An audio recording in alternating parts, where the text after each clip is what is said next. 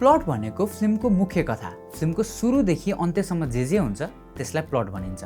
लुट फिल्ममा हागु कालेले गरेको ब्याङ्क रबरीको मास्टर प्लानदेखि त्यसको तयारी र अन्तिमको षड्यन्त्रसम्म फिल्मको प्लट हो। सब प्लट भनेको फिल्मको सेकेन्डरी कथा, जुन मेन स्टोरी जति महत्त्वपूर्ण हुँदैन तर त्यसले मेन स्टोरीलाई अझ उत्कृष्ट बनाउन मद्दत गर्छ। लुट फिल्ममा पाण्डे र उसको गर्लफ्रेन्ड बीचको लभ स्टोरी फिल्मको सब प्लट हो। प्लट ट्विस्ट भनेको जब कथामा नसोचेको कुरा हुन्छ र त्यसले दर्शकलाई आश्चर्यचकित बनाउँछ। हामी दर्शकले फिल्म कुन दिशामा गइरहेको छ भनेर अनुमान लगाइरहेका हुन्छौँ अनि यस्तो घटना घट्छ जसले हाम्रो अनुमानलाई गलत साबित गरिदिन्छ।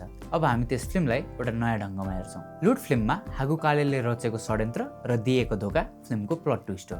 प्लट आर्मर भनेको जब क्यारेक्टर यस्तो परिस्थितिबाट पनि बाँच्छ जुन यदि वास्तविक जीवनमा भएको भए ऊ मरिसक्थ्यो। राइटर वा डाइरेक्टरले क्यारेक्टरलाई जबरजस्ती बचाउन गरेको प्रयास नै प्लट आर्मर हो। उदाहरणको लागि जन विक फिल्ममा मेन क्यारेक्टरलाई गोली लाग्छ, ऊ छतबाट खस्छ, एउटा रेलिङमा ठोकिन्छ अनि भुइँमा पछारिन्छ, तर पनि ऊ मर्दैन।